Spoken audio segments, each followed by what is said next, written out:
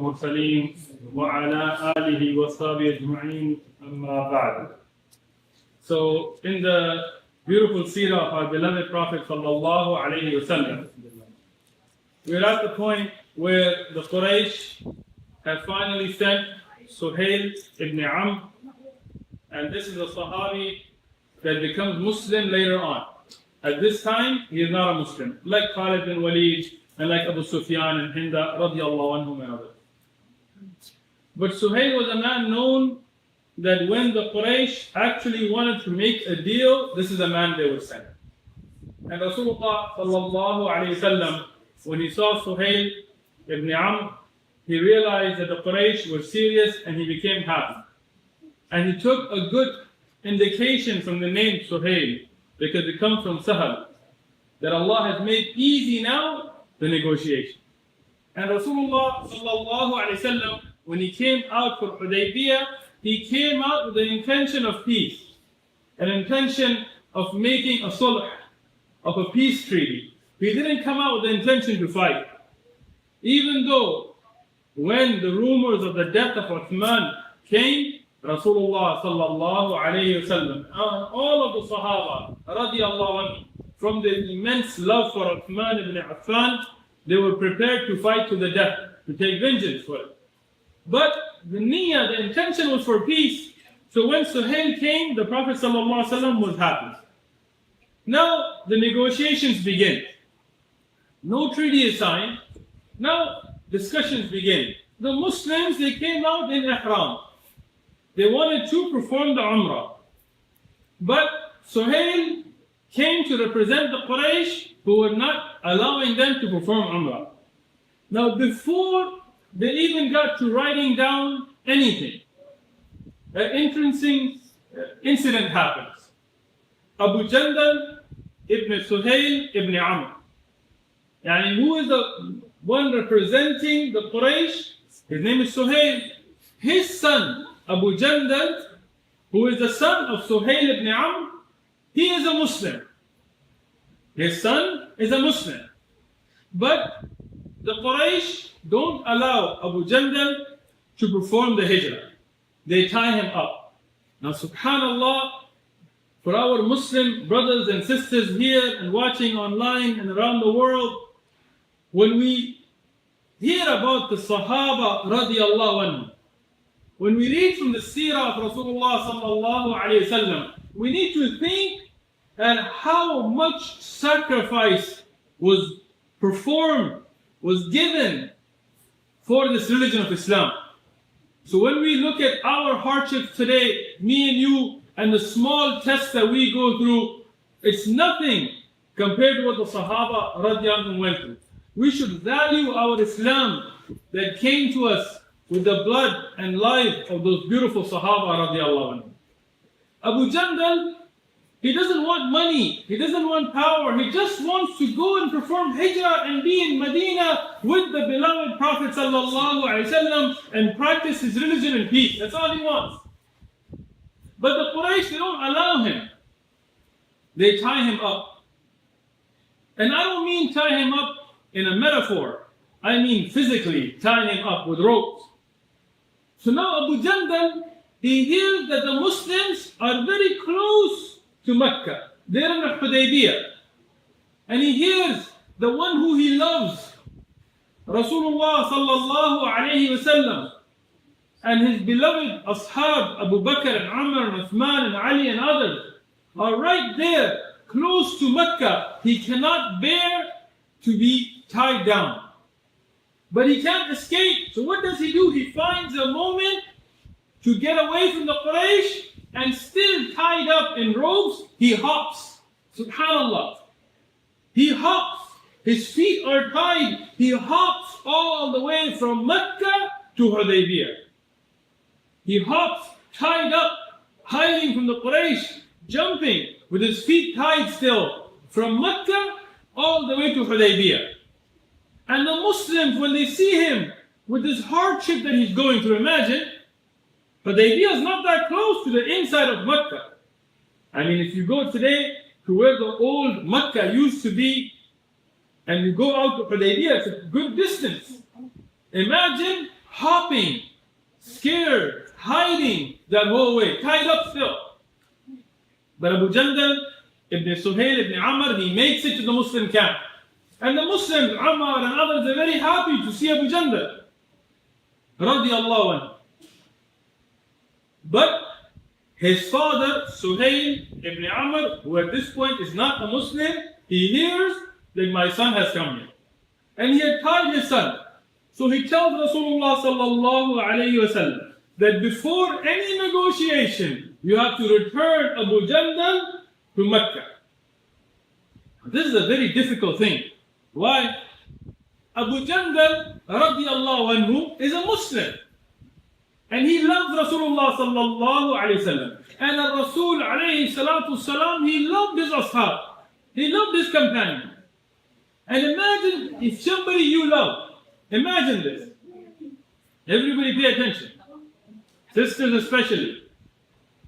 If somebody you love has been imprisoned by mushrikeen and tied up, and you want him to come to you, and he wants to come to you, but he's in prison. And then he escaped through such an amazing escape. He's hopping, tied up, all the way from the inner city of Mecca to Hudaybiyah. And now, there is no treaty. There is no treaty right now. So there is no haqq for the Quraysh to say, send him back. But Suhail bin Amr says, we will not have negotiation until you send Abu Jandal back. Now here Rasulullah sallallahu alaihi wasallam is very upset.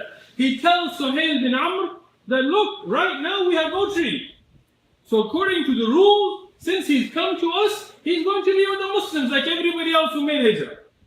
Suhail says, no, he's my son. I'm not going to give him up. You have to return him to Mecca or no sulh. Here, the Sahaba radiallahu anhum, because they had ghira, they had this zeal for Islam. They told the Prophet sallallahu alaihi wasallam, don't return him. We will fight the Quraysh if they want to fight. We will die. We're ready. Don't return him. He is a Muslim in Iman. If he's returned, then maybe they will put pressure on him. He will leave his religion. Abu Jandal radiallahu anhu, who is a grown man, he starts to cry. Not because he's scared, but because he loves Islam. And he tells the Prophet sallallahu alaihi wasallam, don't return me, because they will put a fitna on my religion. They will force me, maybe I will become murtad. They were always afraid of their iman. They didn't become overconfident. He's crying, don't return me. But here, for the betterment of the ummah, and because of the strategic thinking of Rasulullah sallallahu alaihi wasallam, and because of the order of Allah subhanahu wa ta'ala, the Prophet sallallahu alaihi wasallam takes this hardship on his own heart, and he tells Suhail, fine, Abu Jandal will be returned to Mecca. The Sahaba are upset. When we look at Kutub like Ibn Hajar mentioned in Al-Isaba, that Umar ibn Khattab, what did he do? He was very upset about this. So what did he do? He took his sword and he came close to Abu Jandal. And he told Abu Jandal that, look, there is no treaty, and the mushrik, it's their blood is halal, it's a time of fighting. I have a sword, just letting you know. So if somebody was to take my sword, they could kill a mushrik. So Umar, he's upset. He loves the Sahabi. He wants to protect his Islam. So he walks by Abu Jandal. He not disobey Rasulullah sallallahu alaihi wasallam. Now look at this. The patience of the Sahaba in the obedience of Rasulullah sallallahu alaihi wasallam. He didn't disobey Rasulullah sallallahu alaihi wasallam, but he's telling Abu Jandal that, look, if you were happen to take my sword and kill your father, which is Suhail ibn Amr, and escape, there's no violation, go for it. But Abu Jandal is patient. Even though he doesn't want to go back, but he obeys the command of Rasulullah sallallahu alaihi wasallam. Now look at us here. As an ummah and a community and a people, look at us today. If somebody gives us instruction for the sake of Allah, but it seems harmful to our dunya or our life, we will not obey it. We will find some fault in the person. We will find some reason. They will say, you know, this guy, he's like this. Like, I'll give you an example later in Ummah, when 𝐬𝐴𝐿𝐴 Ayyubi, rahmatullah alayh, when he gathered the Ummah to fight the Crusaders, and the famous red-beard king from Germany set out with a big army, 100,000 soldiers. When the people heard that such a big army is coming, those people that were standing behind 𝐬𝐴𝐿𝐴 Ayyubi, they became afraid now. What did they say? Oh, wait a minute. He's not Arab. He can't lead us, he's Ajam. You didn't realize he was Arab or he was Ajam when you first stood with him? You just realized it now? What does it matter if he's Arab or Ajam or whatever? If Allah subhanahu wa ta'ala put him to lead the Ummah and defend the Ummah, follow him. But this is the thing. Today we have the same thing. But look at the Sahaba. Abu Jandal, he tied up from Mecca all the way to Hudaybiyah. And now Rasulullah sallallahu alaihi wasallam telling him, go back to Mecca. He's obedient. He didn't say, what kind of religion is this? What kind of prophet is this? What kind of a Muslim ummah is this? I came all this way, they're turning me back. Forget it. That's how we are today. This is where we have to change. To having that love for Allah and His Rasul and the A'imma, that when we see that there is an amr given, even if it's something harmful to ourselves and our person, we obey it for the sake of Allah and we're steadfast upon the religion. We stay steadfast, we have istiqamah upon the religion, even when we have personal harm. Abu Jandal, he went back, and now the negotiation began. We find many ahadith about what was in the Sulh of Hudaybiyah. The Sulh of Hudaybiyah is mentioned in Bukhari and Muslim and Sahih ahadith, there's no doubt. But what were the exact terms? There is difference of opinion amongst the ulama of Tariq. I will mention some that are mentioned in almost all of the books of Tariq. And those that are mentioned, Shab and here and there, I will leave out. But those that are always mentioned, I will mention the main points from it. The first point was an agreement that there would be no Umrah performed that year. And this was very difficult for the Sahaba. You know, sometimes when you're excited about something, and I'm going to point to a lot of our youth, a lot of the kids here, a lot of our teenagers, sometimes there may be something you want to do, and your parent or an Amir or an Imam tells you we're going to do something. But then Allah subhanahu wa ta'ala makes it that that's not the best thing, and you're not able to do it. Don't get depressed, don't get frustrated, don't be like, forget that masjid and forget that youth group and forget that. No. Stay patient. Because it is the hikmah of Allah subhanahu wa ta'ala. Here the Sahaba, they came with Rasulullah sallallahu alaihi wasallam from Umrah. They put on the ihram for Umrah. And now, the first agreement is there will be no Umrah. And they're wearing ihram for so many days. Not cutting their hair and nails and going through all the sacrifice of being in a hot environment. Some of the Sahaba, they got lice and they couldn't shave the head and they got other, physical hardships waiting in Hudaybiyah. But there's no Umrah now. The second thing is that if someone becomes a Muslim and comes to Medina, the Muslims will have to return him to the Quraysh. But if somebody becomes a mushrik and goes to Mecca, the people of Mecca do not need to return him to the Muslim. SubhanAllah, how unfair is that? When you look at these kinds of treaties that the kuffar always try to push, it's never fair. We can have certain weapons, but you cannot. We can have all the nuclear weapons we want, but you cannot.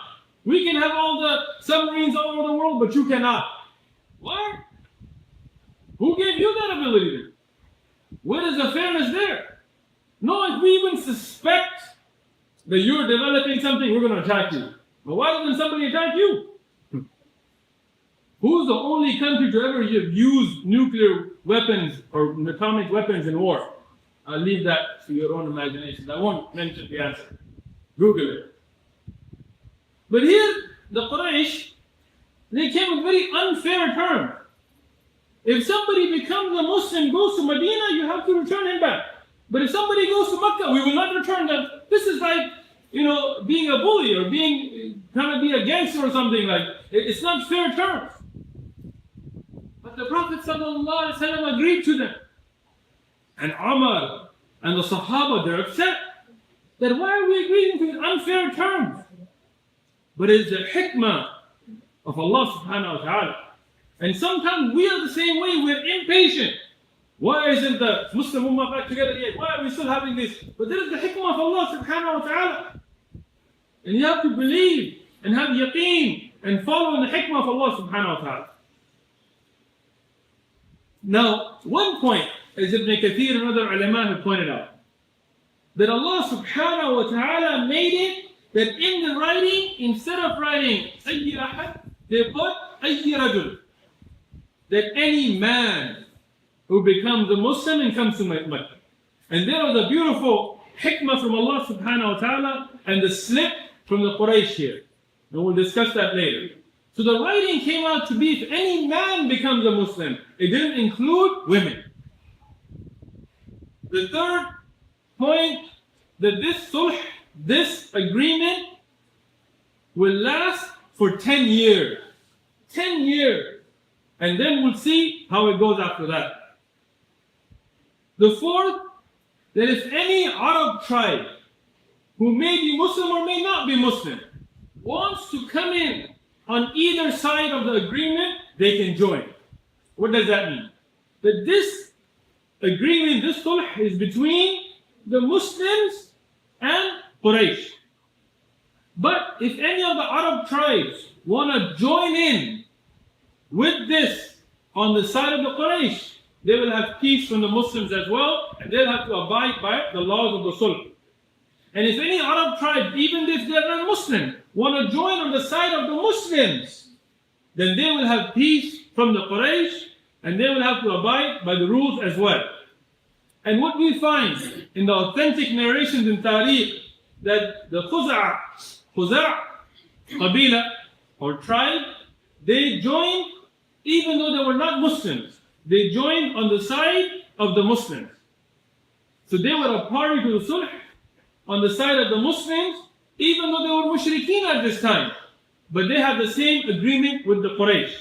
And Banu Bakr ibn Sa'd, the Qabila that the Muslims have already had fights with, have joined in now on the side of the Quraysh. Even though they're not from Mecca, but they have joined in on the side of the Quraysh. So now Banu Bakr have to abide by the rules as well. And if they violate them, then it's a violation of the treaty of the Quraysh. And the 𝐒𝐮 tribe has to abide by the rules as well on the side of the Muslims. And if they violate the treaty, it's a violation on the side of the Muslims. Now, the next point is that the Quraysh agreed that the next year, that the year after this, the Muslims can return again and perform the Umrah.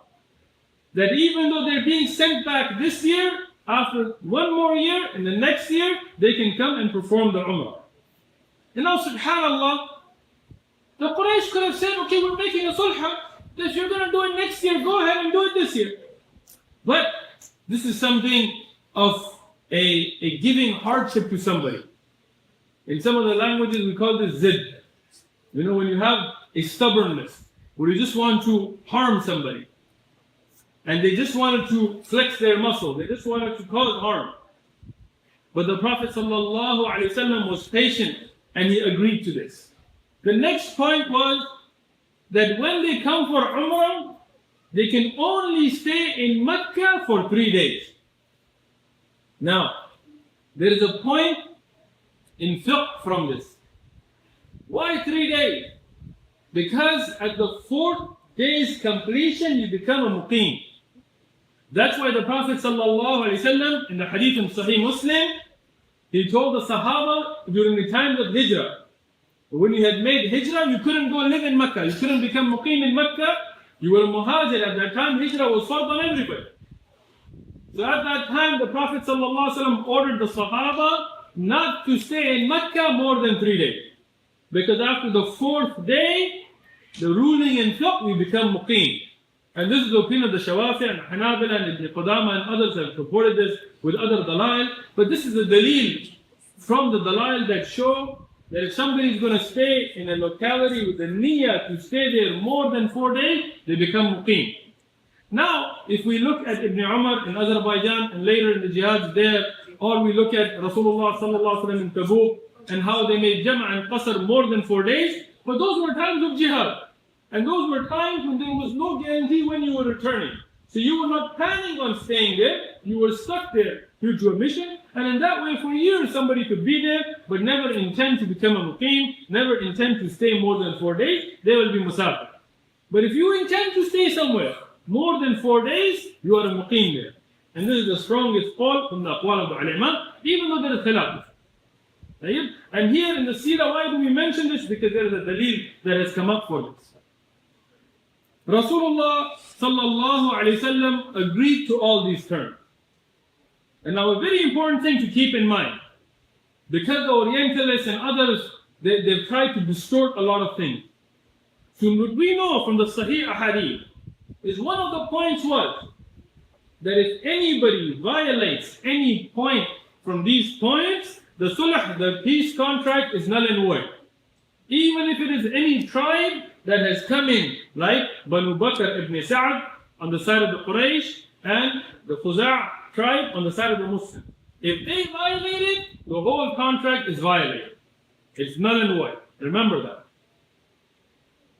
Now here, when Rasulullah sallallahu alaihi wasallam agreed to this, the Sahaba radiyallahu anhum did not want to agree.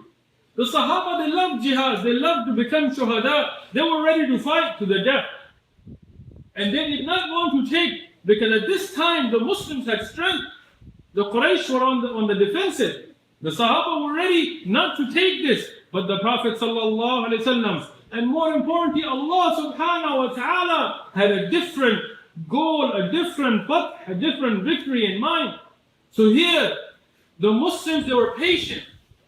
It's very important for us. Sometimes our leaders will make a decision that we will not agree with, that we will not see as beneficial, but we have to be patient, we have to be united, because sometimes the hikmah that they have, we don't understand. When they sat down to write the Sulh Hudaybiyah, they began to write. Rasulullah sallallahu alaihi wasallam was not able to read or write. He was unlettered. So Ali ibn Abi Talib radiallahu anhu, the great Sahabi, our hero, our beloved Imam, our beloved Khalifa Ali ibn Abi Talib radiallahu anhu, he is the one that was assigned to write. So he said, what should I write? So Rasulullah sallallahu alaihi wasallam told him, write Bismillah ar-Rahman ar-Rahim. That's what we begin everything with. A Muslim, everything we begin with Bismillah, with the name of Allah. And if we look at the Quran, if we look at many other good things, it will begin with Bismillah ar-Rahman ar-Rahim. So that's what Rasulullah sallallahu alaihi wasallam told him to begin with. Here, Suhail objected. He said, Amma ar-Rahman, فَوَاللَّهِ مَا أَدْرِي مَا هُوَ وَلَكِنْ أُكْتُبْ بِاسْمِكَ اللَّهُمَّ. What did he say? Suhail ibn Amr said, he goes, who is Rahman? Now, did the Quraysh not know who is Rahman? Many of the ulama said, yes, this was unheard of for them. But that's a weak call. Why? Because we find many Sahaba named Abdul Rahman even before Islam. Even before the time of Islam. There are Sahaba and their name is Abdul Rahman. So the Quraysh had no idea who Rahman is, then how could they be naming people Abdul Rahman? I'll give you an example. One of the 10 given the glad tidings of Jannah, his name is Abdul Rahman ibn Auf. And his name was Abdul Rahman before Islam. If we look at Abu Huraira, radiallahu anhu, before Islam, his name is Abdul Rahman. So this means that the Quraysh did not have absolutely no idea who is Rahman. And the ulama, after the tahqiq, what is the strongest call, is from the time of Ibrahim alayhi salam and others who were on Hanafiya and the monotheistic religion, they knew Ar-Rahman Ar-Rahim. But the Quraysh did not accept Ar-Rahman as one of their gods. They knew this concept existed, but they had not given that name to an idol, so they didn't accept it. So they didn't accept this. They said to write Bismika Allahumma. Yani in your name, O Allah. Bismika, in your name. Allahumma means Ya Allah. And now this is a point in fiqh for us as well. Many of our du'at, till today, just to try to be cool, they want to be different. So they begin their talk, Bismika Allahumma, and they begin their talk.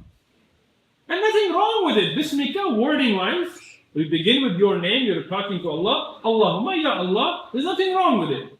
But what we find from this aspect of Seerat, that this is not the way of Rasulullah sallallahu alaihi wasallam.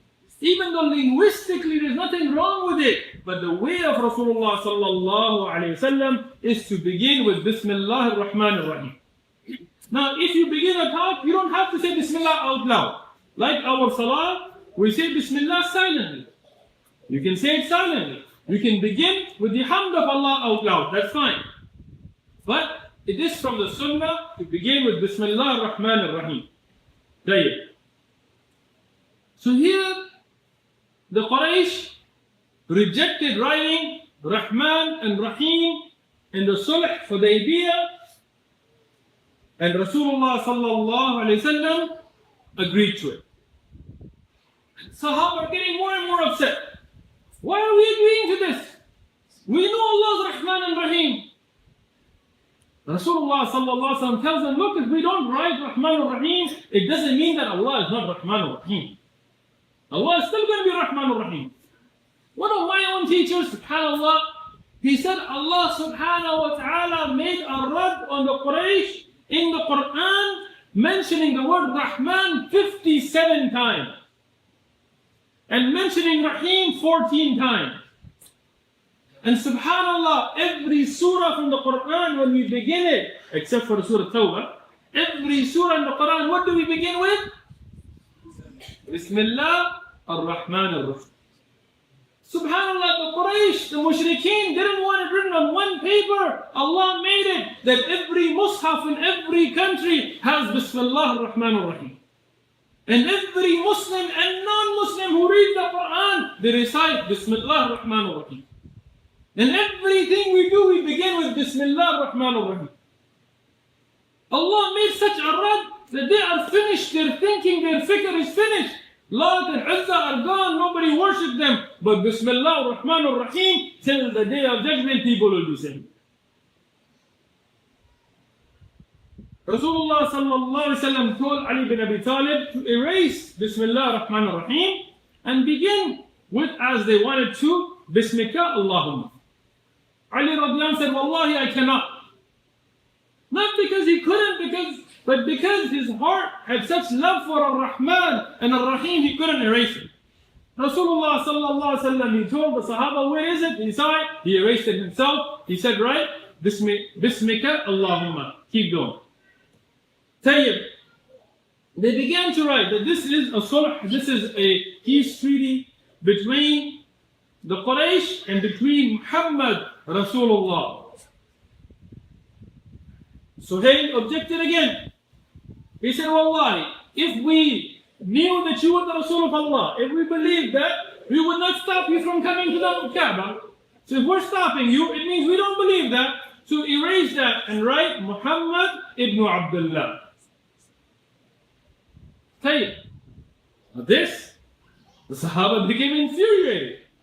This is the Rasul of Allah. He's just writing what the treaty is between the Rasul of Allah. He is the Rasul of Allah. Dun shak, without any doubt. He is the messenger of Allah. Why would we not write that?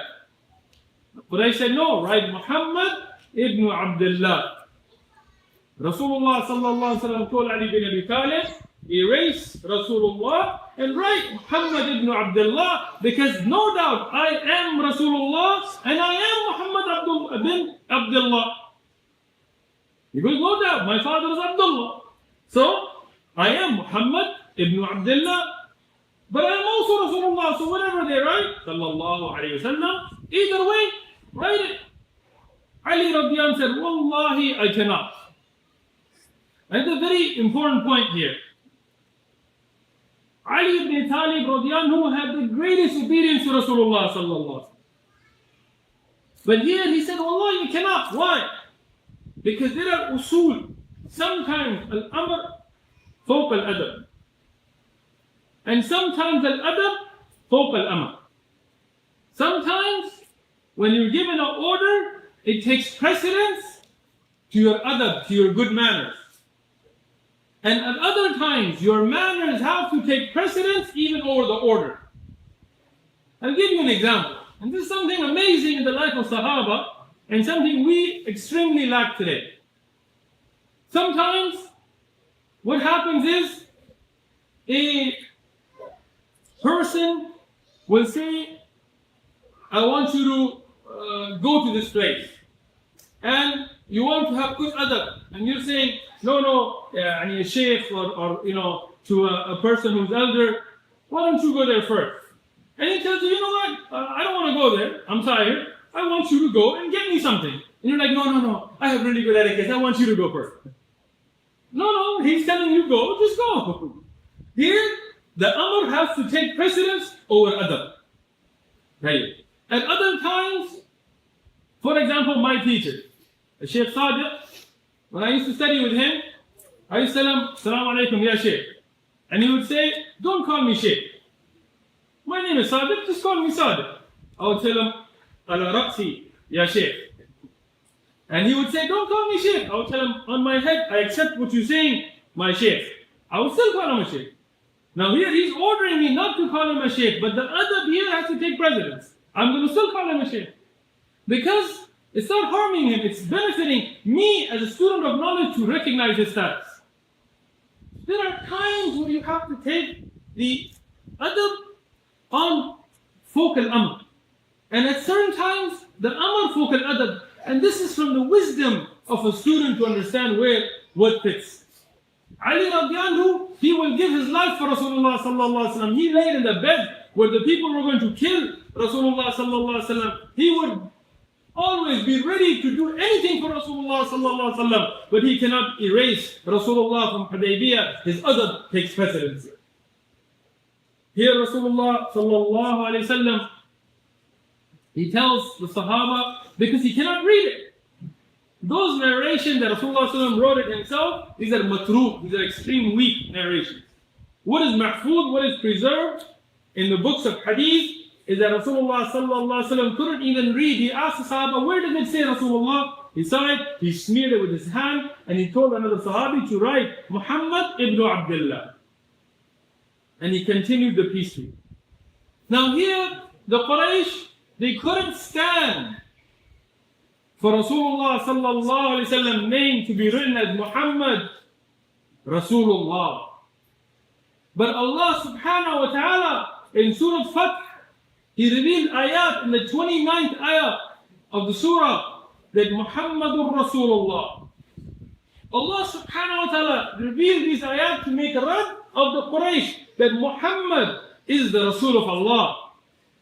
Until the day of judgment, until the Mus'haf is taken away from us, all of us will be reciting, even non-Muslims that get a copy of the Mus'haf, they will be reciting Muhammad Rasulullah.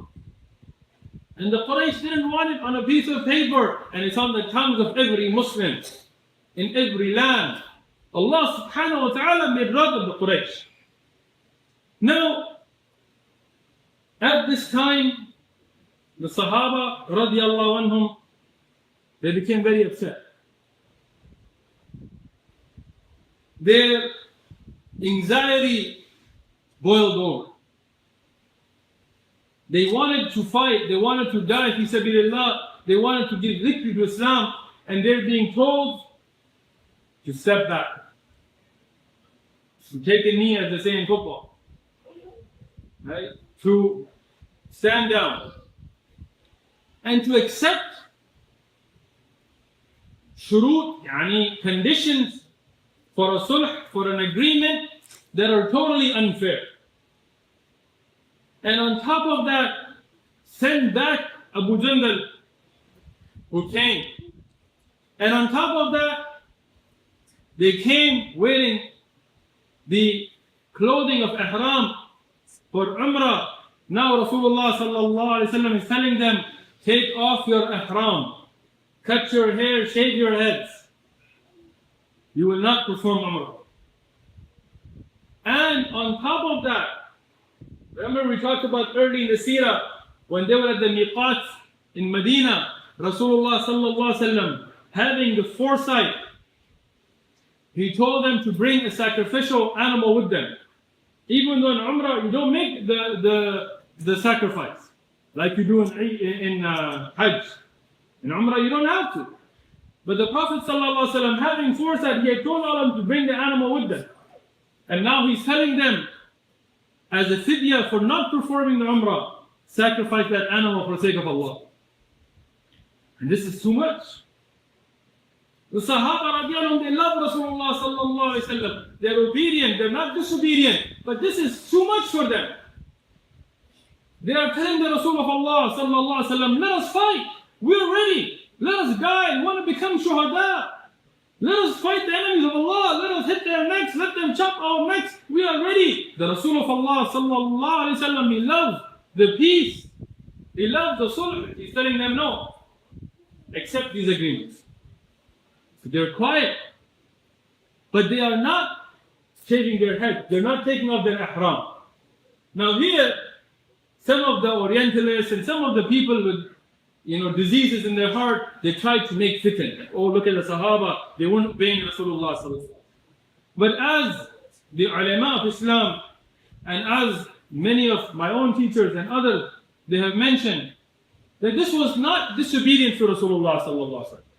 Rather, the Sahaba were delaying, hoping that Rasulullah sallallahu alaihi wasallam would change his mind, or Allah subhanahu wa ta'ala would reveal some ayat, or something would happen that they would still be able to engage in jihad, or still be able to go for Umrah. So they were just delaying, they were not being disobedient. But when Rasulullah sallallahu alaihi wasallam told them to shave or cut their hair and take off the ihram and perform the dhabha for the fidya, and it wasn't doing, he became upset sallallahu alaihi wasallam.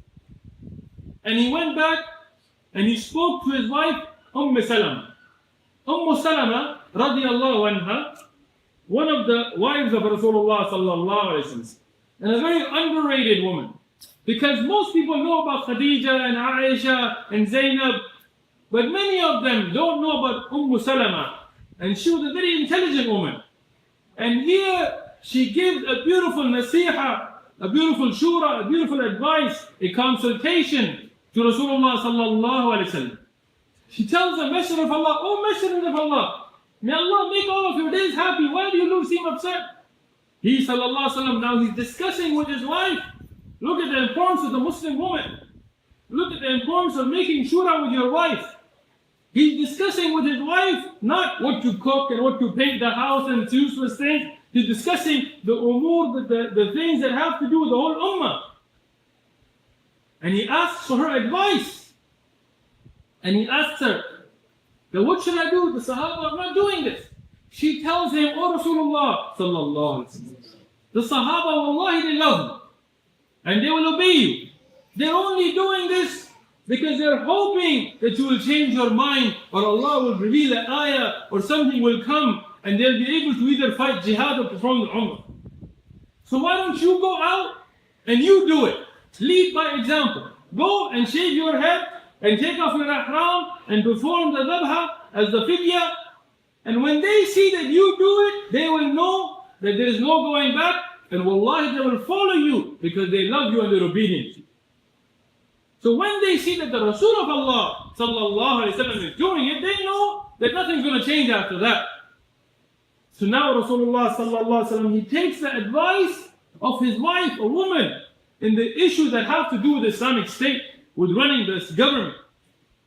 And that's why to take advice or shura from women in an important matter is something legislated in Islam. Some of the people think, what do women know? Oh, this is not an Islamic concept. Allah subhanahu wa ta'ala has blessed women with great knowledge, sometimes great hikmah, like Salama radiallahu anha here, she gave such beautiful advice. So here, Rasulullah sallallahu alaihi wasallam, acting upon the advice of his wife, Salama radiallahu anha. He goes out, he shaves his head, he takes off his ihram, he performs the zabha for the fidya, and the Sahaba radiallahu anhum, after their love for Rasulullah sallallahu alaihi wasallam and their obedience for Rasulullah sallallahu alaihi wasallam, they follow him. But they have this difficulty in their heart for what they're doing. Only because their love for Islam, their love for jihad, their love for performing the umrah, their love for the Kaaba. So they go to Rasulullah sallallahu alaihi wasallam, and they're unable to speak except Umar bin Khattab. And Umar radiallahu anhu, he loved Rasulullah sallallahu alaihi wasallam. He was very close to Rasulullah sallallahu alaihi wasallam. So he was able to give voice to what the Sahaba were feeling. And with the best of etiquettes and manners, he goes to Rasulullah sallallahu alaihi wasallam and he asks the Prophet sallallahu alaihi wasallam, that didn't you tell us that we were going to perform Umrah? Rasulullah sallallahu alaihi wasallam replies to him and tells him, did I tell you it would be this year? Umar radiyan, he is quiet because he knows Rasulullah sallallahu alaihi wasallam is right. That the Rasul alayhi salatu, he saw the dream, he felt that they were going to perform Umrah, he told the Sahaba, but Allah didn't tell him in that dream that it would be that year. And Allah subhanahu wa ta'ala ordained it not to be that year. So you can't fight qadar. You know, and this is a very important lesson for many of our youth. Sometimes we may say, we're going to do something, and then we're not able to. We'll have to do it later. You have to be patient with the qadr of Allah subhanahu wa ta'ala. Then Umar bin Khattab radiallahu anhu doesn't argue with Rasulullah sallallahu alaihi wasallam. He accepts it. But then he says, oh Rasulullah, aren't we on the haqq? If we die in jihad, aren't we going to be in Jannah? If these kuffar die, aren't they going to be in the nar? If we are on the haqq, and we will be in the Jannah, and there is no doubt on it. And Rasulullah sallallahu alaihi wasallam every time said, no doubt, that is true. Yes, no doubt, this is the truth. That we are on the haqq.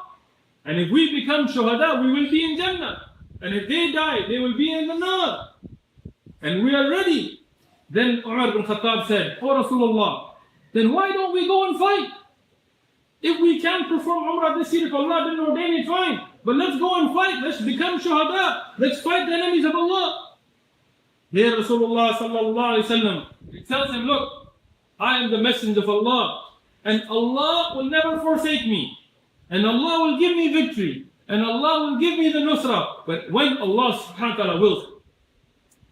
Umar bin Khattab radiallahu anhu, he accepts the advice. And he goes to Abu Bakr. Why Abu Bakr?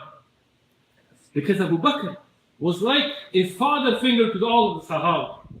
He was beloved by the Sahaba. When they had some heart pain, when they had some sorrow, that's the one they would reach out to.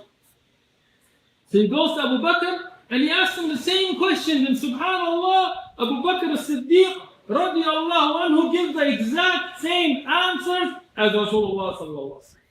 And this shows how close the heart of Abu Bakr radiallahu anhu was to the heart of Rasulullah sallallahu alaihi wasallam. That even not knowing that that's what the Rasul of Allah sallallahu alaihi wasallam had said, Abu Bakr radiallahu anhu gave the exact same answers. Because he was on the exact same methodology, the exact same mindset, following the Prophet sallallahu alaihi wasallam. And with the counsel of Abu Bakr, Umar radiallahu anhu, he calms down, he's obedient to Rasulullah sallallahu alaihi wasallam. And the Muslims here, they take off their ihram without performing Umrah. And they make the dhabha to perform the fidya for not performing the Umrah, even though they were ready. And they accept a sulh that has very harsh agreements, conditions that are not favorable to the Muslims. But Allah subhanahu wa ta'ala says, Inna fatahna laka fathan mubin. What does Allah subhanahu wa ta'ala say?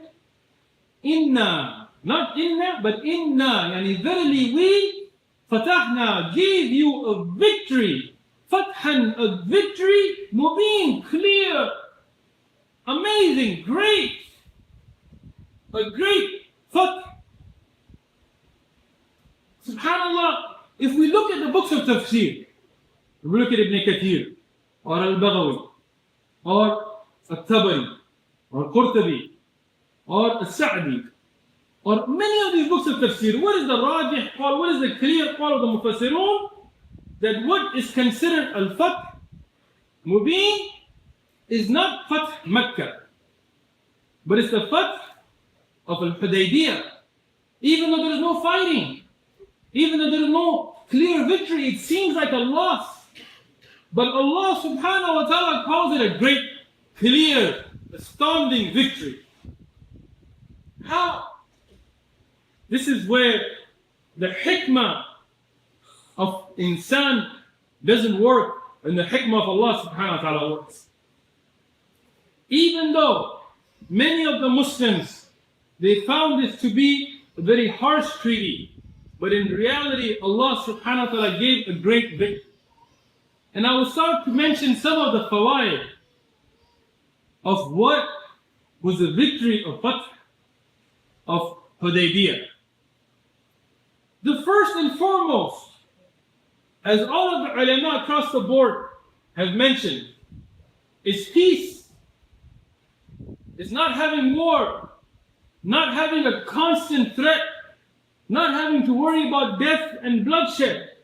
And that shows the value that Islam and Allah subhanahu wa ta'ala and His Rasul alayhi salatu salam gives to peace.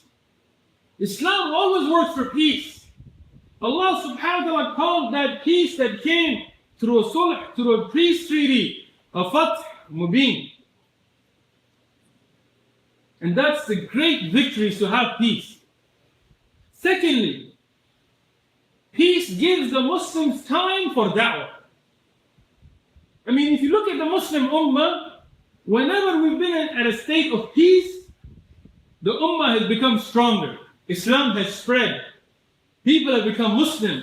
The Muslim du'at have gone and revived the Muslims. Ulama have spread Islamic thought and Islamic fiqh and hadith and tafsir. And every time Muslims are at peace, some kafir has to come and light a fire. Why? Because they know that if there is peace, Islam will spread. So they have to have thoughts, and they have to have propaganda, and they have to make Muslims a boogeyman, and they have to become colonial powers or whatever. They have to leave Europe, and they have to invade Africa, and they have to invade India, and they have to invade the Arabian Peninsula, and they have to invade Philippines, and they can't leave the Muslims in peace. Why did Italy come and invade Libya? Why did they invade Somalia? Why did France go? Why did Portugal go? Why? What did Somalia? What did Ethiopia? What did Africa? What did Libya? What did Morocco? What did they do to France? Nothing. But this is the mindset of the zalim. They can't leave you at peace. They have to instigate. What did Iraq do to the US? Where are the weapons of mass destruction? And even if they have them, doesn't the US have them? Doesn't China have them? Doesn't Israel have them? Doesn't Japan have them? Every country has their weapon. They go invade them. No. You gotta invade the Muslim land. You gotta put everything off. And then you wonder, why is there Al-Qaeda in Iraq? Why are these groups coming up? You take away the army, you take away the police, and short your food. The only thing you protect are the oil fields. What do you expect? Why did the British come to India? The Mughal, the Muslim, were ruling India in peace. They didn't go and invade the British.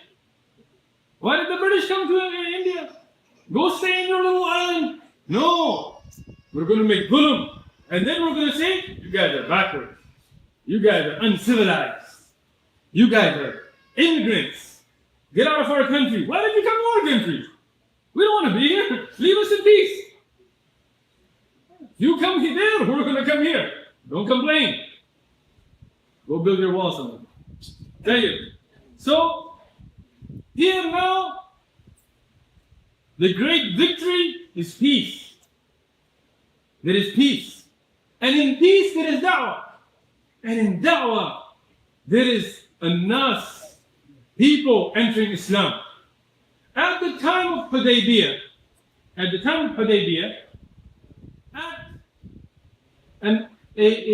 about 3,000 was the number of Muslims altogether. A little bit more maybe than 3,000. The ones that came were 1,450, but even if you take the Muslims in Medina, there was about 3,000. That is after how much da'wah? If we look at Rasulullah sallallahu alaihi wasallam, for 13 years, he made da'wah in Mecca. He gave da'wah in Mecca. And then 6 years after that, there was the jihad and fighting and da'wah in Medina, up to Hudaybiyah. So how many years from when Rasulullah sallallahu got the Risalah until Hudaybiyah? How many years of da'wah? Where's my math major at? Come on. 13 plus 6. All these UCSD professors and students. 19. 19. Sisters got it, brothers are still asleep. 19 years of da'wah. How many Muslims? About 3,000. Now you will see in the next couple of years, when the Fath of Mecca happens, more than 10,000 Muslims will come. In 2 years of peace, how many more Muslims? More than 7,000. Because 10,000 come, back those that could not come were more than that. So 19 years of turmoil, you have 3,000. 2 years of peace, more than 7,000. This is the fath that Allah subhanahu wa ta'ala calls mubin, the da'wah of people becoming Muslim. And that's why when we say that Rasulullah sallallahu alaihi wasallam told us that there will be a group from this ummah that will be victorious till the day of judgment, and people say, where is that group today? Where is the victory today? We say that group is here today, and the victory is going on in the hearts and minds. And that's why you see the Muslims and the non-Muslims coming into Islam and going back to the Quran and Sunnah, and you see the durus growing, and you see the tulab ilm increasing, and you see the aqidah being corrected, and the bid'ah and the shirk being taken out, and you see people entering Islam, and we see those brothers sitting here, Muslims, new Muslims, they weren't Muslim 2 years ago or 10 years ago or 20 years ago, and today they're sitting here learning the Quran and learning the Sahih Hadith, and this is the fath that Allah subhanahu wa ta'ala has promised, and this will be in this ummah till the day of judgment. Another great fa'idah from the fawaid, from the benefits of the sulh of the Hudaybiyah, there was the miscalculation on the part of the Quraysh, and the hikmah from Allah subhanahu wa ta'ala, that when they wrote down the sulh, they wrote that if any rijal, any men, if any man come from Mecca to Medina, they have to be returned. And if they come from Medina to Mecca, they will not be returned. But alhamdulillah, Muslims weren't becoming murtad. So we didn't have to worry about it. And still today, even with all these fake YouTube videos and stuff, alhamdulillah, if you look at the numbers of Muslims that are becoming murtad, it is close to zero. Even if they put some YouTube video here and you hear about a short case here and there, but if you look at the 1.6 billion Muslims, it's not happening. Alhamdulillah. And those that do are those that don't know Islam to begin with. And the ones becoming Muslim, alhamdulillah, you can go to any statistics, you can go to any polls, you can go to any encyclopedia, you can Google it. Alhamdulillah, Allah subhanahu wa ta'ala is increasing the Muslim ummah. So here, that wasn't a problem, but the Quraysh, they wrote Rajul. So now if any woman became a Muslimah, we were not bound to return her. So here, many women of the Quraysh, even when their husbands and their fathers and their brothers were fighting Islam, their hearts were opening to Islam. And that's why our sisters, you need to be very active in da'wah to the women, to the non-Muslim women. Because the hearts of the women are softer, and they open to guidance faster. So when we see many of the prominent women of Quraysh, they became Muslim. One of them that I will mention is Kulthum bint Uqba. Uqba ibn Abi Mu'ayt, the Kafir, the enemy of Allah, the one we talked about earlier in the durus, that was killed at the hands of the Muslims, the staunch enemy of Islam. His own daughter, Khalthum bint Uqba, becomes a Muslimah, and she comes to Medina. She makes hijrah, and she's a well-respected, pious woman known in the Quraysh. So here the Quraysh, they come to Medina, you have to return her. The Prophet of Allah sallallahu alaihi wasallam tells them why. He said, our sulh. He says, bring the sulh. What does it say? Rajulun. She's not a rajul. She's a woman. We will stick by our word. But she stays. And the Quraysh realized that there's a hikmah behind what was written, and they didn't catch this. So many women, prominent, well-known women, became Muslim and made hijrah, and they were then people who would call towards Islam. They started to start their own da'wah. Another great victory that you can say was that Rasulullah sallallahu alaihi wasallam used this time to send out du'at. And this tells us that if a group of Muslims go to another land or another city to call people towards Islam, this is not a bid'ah.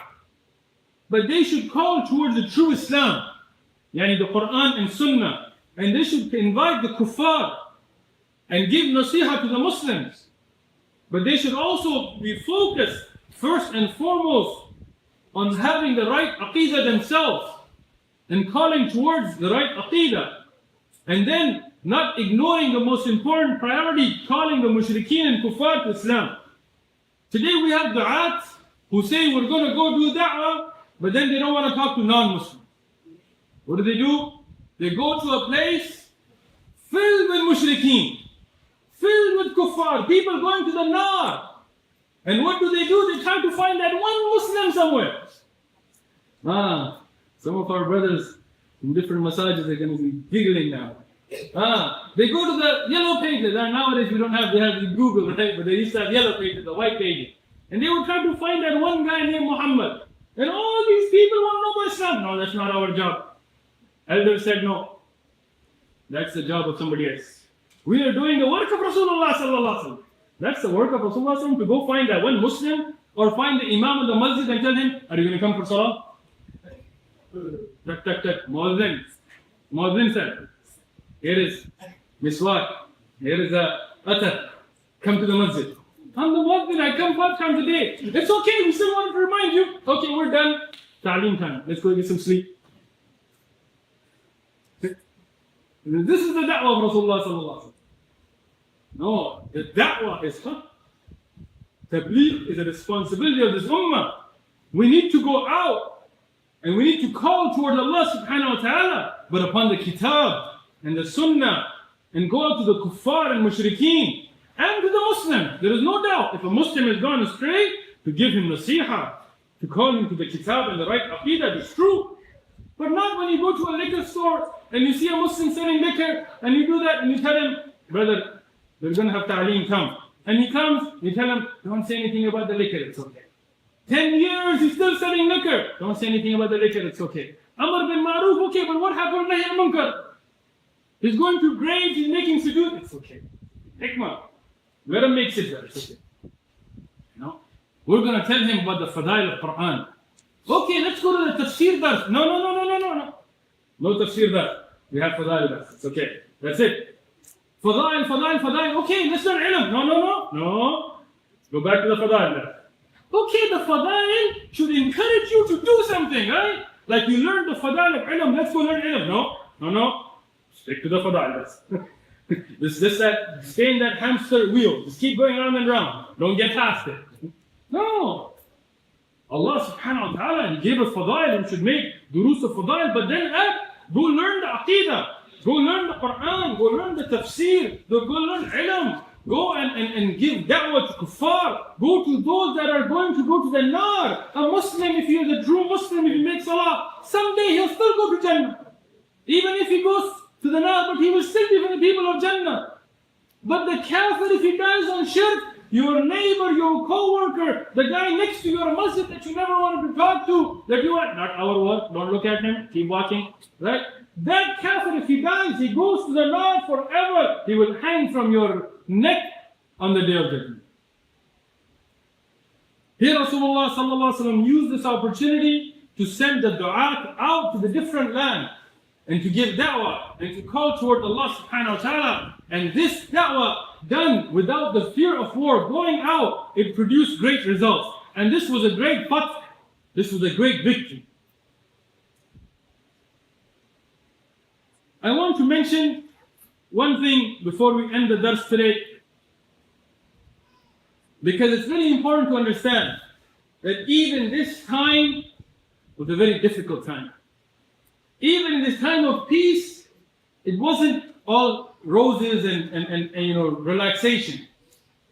Our Rasul alayhi salatu wasalam, he lived a life of tension and he dealt with it so well, without stress. If it was all of us, we would have lost our minds, broken out, gone crazy. And that's why Rasulullah sallallahu alaihi wasallam said, if you knew what I knew, you would go running in the streets crazy, searching for the mercy of Allah. You wouldn't even enjoy your spouses. That's how much of a tension would be upon you if you knew what Rasulullah sallallahu alaihi wasallam did. And that's how we should learn how to deal with stress calmly, with sabr. Here, there were Sahaba, men, who became Muslims or were Muslims in Mecca. And now there is a sulh, there is a peace treaty. And they become Muslim, they want to make hijrah to Medina. And they come to Medina. And one of them, Abu Basir, Utbah ibn Asid. Abu Basir, Utbah ibn Asid, radiallahu anhu. His kunya, Abu Basir. And his name, Utbah. And his father, Asid. Abu Basir, he's a Muslim in Mecca, he's tied by the Quraysh. He just wants to live as a Muslim, but the Quraysh have tied him down. He escapes, he comes to Medina. Now subhanAllah, look at this Sahabi, Abu Basir, radiallahu anhu. He's freed from the shackles of the mushrikeen. He's a mu'min, he's a Muslim, he believes in Allah. He makes the harsh journey of hijrah. He leaves his house, he leaves his family, he leaves his city. He gets to Medina, he's happy, he sees the one who loves more than anybody else, the Rasul of Allah sallallahu alaihi wasallam. He sees the Sahaba that he loves, he's happy. What does Rasulullah sallallahu alaihi wasallam tell him? You have to go back. Abu Basir tells the Prophet of Allah, O Rasulullah sallallahu alaihi wasallam, don't send me back, it will be a fitna on my deen. I don't even care about my life, but they will try to divert me from my religion. But the Prophet of Allah sallallahu alaihi wasallam has told us that the Muslim, they have to keep their word. The Muslim never violates their treaty. And that's a challenge to the Orientalists and to every commentator on Fox. O'Reilly still have a job? No, he doesn't have a job anymore. Hannity still have a job, or has he touched anybody? So, Hannity or any of these people, it's a challenge that go and find in the life of Rasulullah sallallahu alaihi wasallam, when did the Prophet of Allah ever betray his word, or instigate a war, or betray a treaty? Always, even at this harsh time, the Prophet of Allah sallallahu alaihi wasallam, he loved the Sahabi. He tells him, the Muslim has to live by their commitment. And it's a lesson for us today that when we make contracts even with mushrikeen and kuffar, let alone with the Muslim, we cannot violate. We have to live by our word. Here, Abu Basir, radiallahu anhu, he has to be sent back. Two men of the Quraysh, they come and they're taking Abu Basir back to Mecca. Umar radiallahu anhu is upset. The Sahaba, Ali, Uthman, Abu Bakr, they're upset, but they're patient. They keep their word. Rasulullah sallallahu alaihi wasallam, it hurts him. But this is the hikmah of Allah subhanahu wa ta'ala. The Muslim does not violate his treaty. So he's sending him back. Now on the way back, when they leave Medina, one of the mushrikeen, he takes out his sword. And some of the people today, they're very happy about their weapons. This is a Glock. See, if you shoot it, So this mushrik, he takes out his sword and starts showing it off. And he tells Abu Basir that, look, this sword of mine, I've killed so many people with it. He starts bragging, it's such an amazing sword. Abu Basir tells him, wow, that's an amazing sword. Let me check it out. He's like, yeah, check it out. He hands it to him. Abu Basir, this is a nice sword.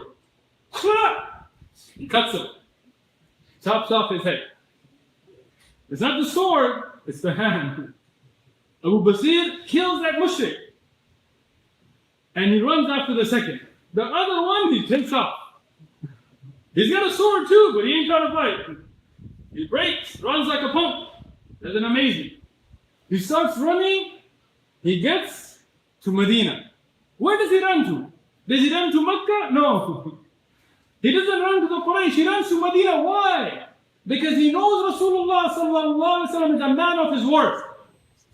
So when he runs to Medina, he enters Medina, he knows that Rasulullah sallallahu alaihi wasallam will keep his word. He runs into Masjid al-Nabawi. Rasulullah sallallahu alaihi wasallam sees him. He says, and this is a man who's seen some horror. He tells him, what's wrong? Why are you breathing heavy? He tells him, my sahib, my companion was killed and Abu Basir is coming after me. Abu Basir enters Masjid al-Nabawi. That's the sword, that amazing sword in hand. He tells Rasulullah sallallahu alaihi wasallam, he says, I love you, Rasulullah. Oh Rasulullah, you kept your word. You returned me to the Quraysh. But now, you have kept your word. But now I've escaped from them, so leave me alone, let me kill this mushrik. Rasulullah sallallahu alaihi wasallam tells him no. We stick by our sulh. We stick by our agreement. And you will not harm this man. And you are a kindle for war. We're going to have to send you back. Abu Basir, he realizes that he's going to be sent back to Mecca. And now that he's killed a man of Quraysh, he knows that they're not going to let him live. And they're going to torture him until he leaves his religion or dies. So he escapes. He leaves. And Rasulullah sallallahu alaihi wasallam lets him go. And Abu Basir, the great Sahabi, Rasulullah sallallahu alaihi wasallam loves him. But he has to live by his word. Now look at this Sahabi. I don't even care if we go over concept. Think about it. He becomes a Muslim. He goes through hardship for Islam. He's tied, he's beaten, he's in prison, his wealth is taken, his family disowns him. He escapes, he goes to Rasulullah sallallahu alaihi wasallam. Rasulullah sallallahu sends him back. If it was one of us, we would have left Islam. Let's be honest. Today, if an imam of a masjid does something wrong with us, we're like, this masjid sucks and I don't care, and this imam, he did this, and forget you guys, and I'm not coming to the masjid anymore. Rasulullah sends him back, he escapes on his own. Rasulullah is sending him back again. Now he escapes and he's living in a wilderness as a bandit. And even then, he loves Rasulullah. He loves the religion of Allah subhanahu wa ta'ala. Today, look at us.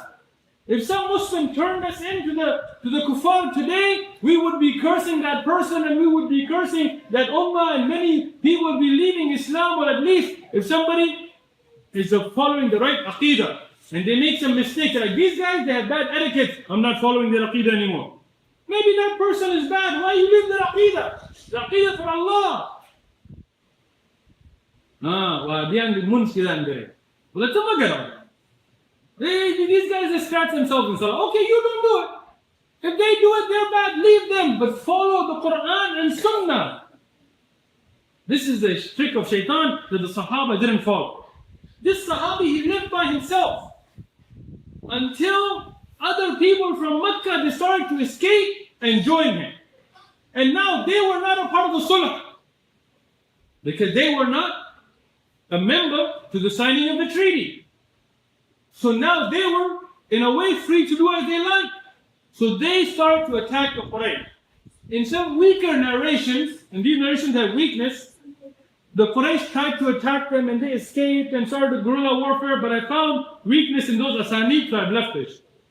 What we know from Sahih Hadith is that number of those Sahaba grew between 200 to 300 that became Muslim men, and they couldn't go to Medina, so they joined Abu Basir and the other who lived as bandits at the time, surviving. And because they were not a part of the Sulh, they were attacking the Quraysh. And the Quraysh's caravan started getting attacked. And now the Quraysh was like, all this time we're working towards being able to make some money and do some trade, and now we can't do it. So what happens? The Quraysh, they come to Rasulullah sallallahu alaihi wasallam. They come to Rasulullah sallallahu alaihi wasallam. They tell Rasulullah sallallahu alaihi wasallam, you know what? We were foolish for winning this. We violate the treaty on our behalf. We give you permission. Bring those people to you so at least we can have peace. Please take them. Because under your guidance, they live in peace. Without it, they're attacking us. SubhanAllah, this unfair condition, Allah made it that the Quraysh begged Rasulullah sallallahu alaihi wasallam to take it away. Look at the hikmah of Allah subhanahu wa ta'ala. When the sulh was going on, the Sahaba were upset. When we were reading it, we were upset. But look at the hikmah now. The Quraysh are coming to Rasulullah sallallahu alaihi wasallam and they're begging Rasulullah sallallahu alaihi wasallam that please, those that become Muslim, take them. Because at least you keep them at peace. Here Rasulullah sallallahu alaihi wasallam, he writes a letter to his beloved Sahabi, Abu Basir, and he sends this letter. And then his death. Allah subhanahu wa ta'ala wrote it. Abu Basir, when he reads this letter, and he becomes overjoyed, Allah chose that time for him to die. And he dies clinging to the letter of Rasulullah sallallahu alaihi wasallam. And those 300 Sahaba, they come to Medina, and without the violation of the sulh, from the request of the Quraysh, they are now living with Rasulullah sallallahu alaihi wasallam. Inshallah, we'll end the dars here. Jazakumullah. Afterward, we'll thank Allah.